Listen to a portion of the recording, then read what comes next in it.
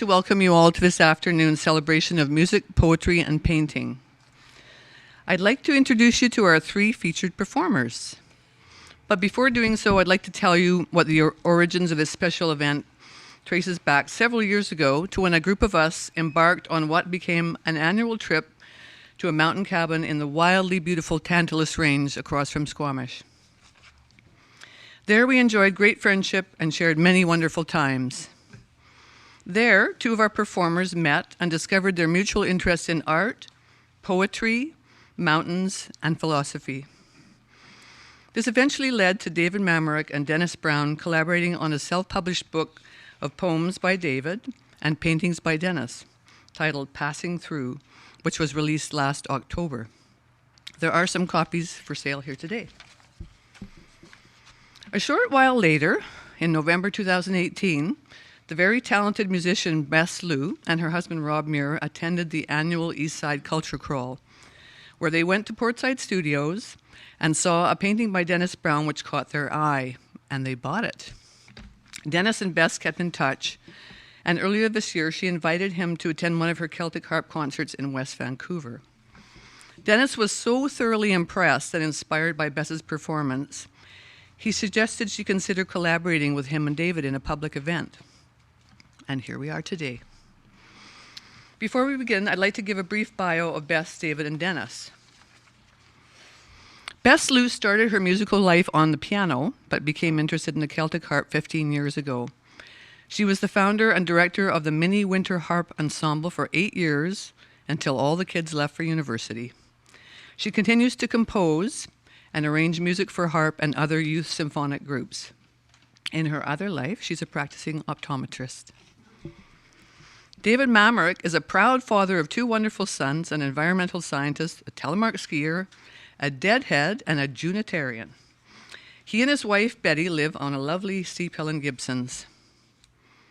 David's dad and uncle Walter liked writing and quoting doggerel, and so David has been writing humorous poems for a long time. A service on resilience here at the Unitarian Church in 2008 was David's entry point into writing more serious and reflective poetry. He's very grateful to Dennis for catalyzing the creative chemical reaction that led to their book. Dennis Brown grew up in a commercial fishing family and became a leader of the United Fishermen and Allied Workers Union. He went on to become a special advisor on fisheries to the Premier in 1996, and throughout his life he has been keenly interested in art. Over the years, he devoted much of his spare time to adult education courses in visual art, culminating in training in the plein air method of landscape painting under Vancouver-based painter Paul Chiswick. In 2001, Dennis began to focus full-time on painting and writing. In 2005, his book Salmon Wars was published by Harbour Publishing. His paintings are held in numerous private collections.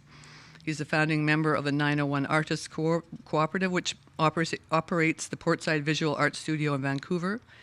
And if people are interested, the studio is open to the public at the annual Eastside Culture Crawl, November 14th to 17th. I think you've all noticed there's a donation box by the door. We're going to use that to pay for this room, and anything over and above that will go to a medical mission that myself and 2 other participants that are in the room today join in on. We have a new one this year, and my classmate Peg's been there for the other 8 years. I'd like to say some special thanks. Bess's daughter, Evie, did an amazing job fine-tuning the slideshow that you're going to see before you tonight. And Rob Muir and John Mabbitt have done an incredible job with technical sound and organizing all the PAs, etc. And this is going to be taped today, so we're going to have a recording of this. So today's program will be in 3 parts. First, a brief word by Dennis on the background of the paintings that will be shown on the screen. After that, the main segment of the program will include alternating harp pieces by Bess and reading of poems by David. And we've printed up copies of the set list for you, and you may have to share. Following that, we hope you will stay and participate in a question and answer discussion about all the wonderful sensory experiences to which we will have been treated, and maybe some of you will be inspired to go on to some of your own. Thank you so much.